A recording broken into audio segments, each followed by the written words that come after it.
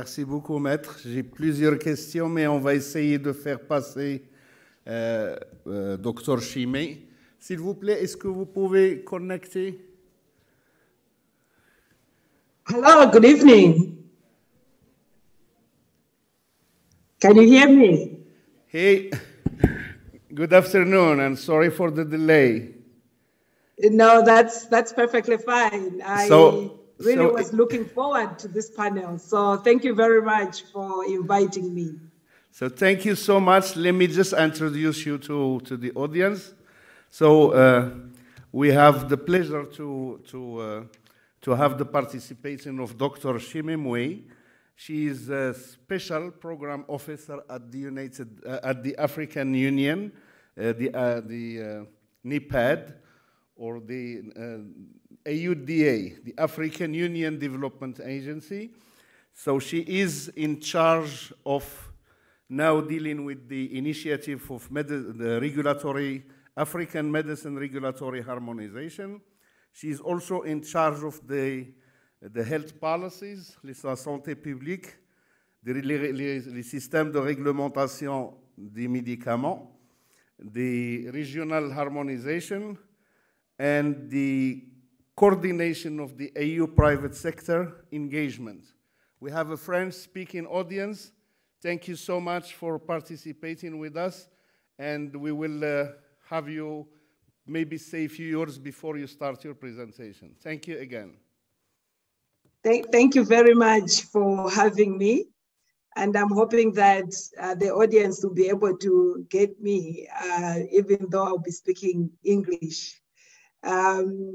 It is a pleasure that you thought of having the AUD and NEPAD in the program, considering the role that we are playing when it comes to establishment of the African Medicines Agency, but also that we have been supporting the implementation of the African Medicines Regulatory Harmonization Initiative since its inception in 2009.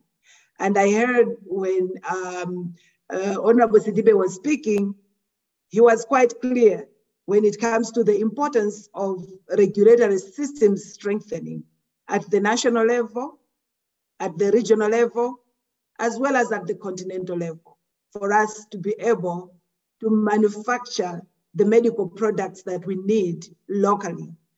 We saw what happened in COVID, and the regulatory systems are quite key for us to be able to have the security that we need when it comes to medical products. So I shared a few slides that I will be presenting because I want to give you an update as to where we are with the African Medicines Agency, the progress that we have made so far, and where we are going, and of course, where we expect all of you to play a role and support the continent in this agenda of ensuring that we have security of our health systems by producing the medical products that we need as a continent. So thank you very much, Karim, for having me and the distinguished guests for the opportunity to be able to talk to you and to present to you tonight. Thank you so much. Thank you so much for enriching this debate. Thank you so much for this opportunity, as I already said. And I'm going to just take you through the progress that we have made when it comes to the establishment of the African Medicines Agency, the operationalization of the African Medicines Agency. As you may be aware, the treaty of the agency came into force in November last year on the 5th, after the 15th country deposited the instrument of ratification on the 5th of October. A month later, the treaty came into force. But I think we would like to take this opportunity to really thank the efforts in advocacy that our key political leaders did, but also in a special way, our special envoy, Honorable Sidibe, who took responsibility, personal responsibility, to ensure that he reaches out so that we have as many ratifications as we can. As of the time that this treaty was coming into force, in the AU, actually, everyone was proud that this is the second fastest treaty to come into force. And the next one to the African Continental Free Trade Area. It just tells us how these two treaties are quite key when it comes to the movement of the continent to the next level, when it comes to pharmaceutical manufacturing, pharmaceutical market on the continent. So to us, I think we would like to say a thank you to the role that Honorable Sidebe played in this regard. So as we speak now, we have 23 AU member states that are parties to the AMA Treaty. And those are the ones which are highlighted in green on the map. We have a total of 30 countries that have signed the AMA Treaty. But as I'm saying, out of the 30, it is 23 that have ratified, meaning that there are still 7 that we need to target and ensure that we continue the advocacy efforts towards ratification. And I think of importance is also to note that we have 22 member states that are not, that have neither ratified and neither signed, meaning that we need to also target them to ensure that we really bring on board all AU member states to be party to the AMA Treaty, considering how important AMA is as an institution that will support regulatory system strengthening across the continent. So after the AMA Treaty came into force, in 2022, June, we convened the first conference of state parties of the states that were party to the AMA Treaty by then. And in this conference of state parties, we adopted the rules of procedure for the AMA, and the chair of the Bureau of AMA was also elected, and this is Ghana that is chairing the Bureau. And Rwanda was confirmed as the host country for AMA. Next slide, please. Next slide. So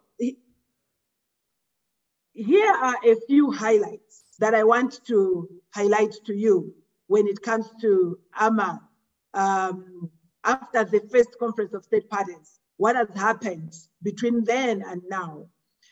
We thought that it is important that before the year ends in 2022, we should convene another conference of state parties because there were still outstanding issues when it comes to the operationalization of AMA that needed decision-making by the conference of state parties. So we had an extraordinary session in November 2022, and this session looked at the terms of reference for the AMA board. Because for the AMA board to be operational, for AMA to be operational, it will need its board to start off and also be operational to make certain technical as well as strategic decisions on behalf of AMA. So the board TORs were reviewed and member states were requested within their regions to nominate one representative from the 5 AU regions. So currently we are waiting for just 2 regions to be able to give us the 2 names additional to the board of AMA. Soon after we receive the 2 additional nominations from the remaining regions, we'll be convening another extraordinary conference of state parties so that they ratify the board, they decide on the board. However, also in this meeting, there were 2 other important documents that were looked at. The draft terms of reference for the Director General of AMA, but also the interim structure of AMA was also looked at. However, decisions were not made on these 2 documents because it is the role of the board to look at these documents, for instance, the TORs, as well as the structure, before it goes to the Conference of State Parties for decision. So soon after the next extraordinary session, which we are hoping will be very soon as we receive the 2 nominations, we will have the board meet and look at these 2 key documents that will kickstart the AMA operationalization process. Next slide, please. I wanted to just give a picture because I think there are so many questions that everyone has been raising. What is now the emerging ecosystem when it comes to regulatory issues in Africa? Because we have AMA, we know the regional economic communities have been harmonizing their regulatory systems at the regional level through the regs. We also know their national regulatory authorities how does that work? How will it all gel together? Will AMA come in to replace all this? I think the answer is no. Each of them has an important role to play. Each of the layers of the African regulatory system has a role to play. But also the question as to what will be the role of the AMRH now that AMA is in place. I will be addressing that in the next slide. But I just wanted in this slide, as you're seeing as complicated as it looks, which I'll break down in the next slide, I wanted to indicate that at the continental level, AMA will play an important role when it comes to harmonizing, when it comes to ensuring that we are able to, at the continental level, be able to have regulatory processes undertaken for some of the complex molecules. Also, AMA will be able to pull together the regions to support the regulatory harmonization that has been happening in the different AU regs. I think one important thing that we also have to take note of is that we believe and that we know that at the end of the day, for AMA to be strong, it will have to build on strong regional regulatory harmonization systems. It's almost like these are going to be the pillars that will anchor AMA, because for AMA to coordinate the 55 member states, it will be a challenge. But at the end of the day, experts are going to come from national regulatory systems and national regulatory authorities. This is why it is important to strengthen capacities at the national level, because they will be the backbone of the African medicines or medical products regulatory system. Next slide, please. So, as I indicated, AMA will not replace RECs, harmonization initiatives, as well as NRIs. What it will mainly do is to coordinate and complement the work that is being done by the RECs and the NRIs, and support them where there are complex molecules, where there are no capacities, where we need to pull expertise from across the continent to be able to respond to a regulatory issue or to be able to undertake a regulatory function. The RECs will continue and they will remain an important component of coordinating countries across the REC. And the idea is that as AMA is getting experts to support AMA, they will use the regional economic communities to identify those RECs, to identify those expertise with the member states that will then support technical work, that will then support technical aspects of the work of the African Medicines Agency. And as I indicated earlier, NRA will be important and will be responsible for the provision of this expertise. And therefore, we are focusing on strengthening the capacities of NRAs and AMA, and RECs. Now, the other fundamental question is, so what happens to the AMRH? Do we then still need AMRH? The fact that now we have AMA and AMA is getting operational, it is almost starting. The answer is, I think with the consultations that we did with the member states, they really emphasize that we still need the AMRH in the medium term, in the short to medium term, because it's not a start-stop kind of process. There are activities, technical activities that already started through the AMRH that may need to continue as AMA is getting operational. But also, the other issue then is, as I said earlier, there are 23 member states that are parties to the AMA Treaty. However, if we look at the entire continent, we have 55 member states that are not yet parties to the AMA Treaty.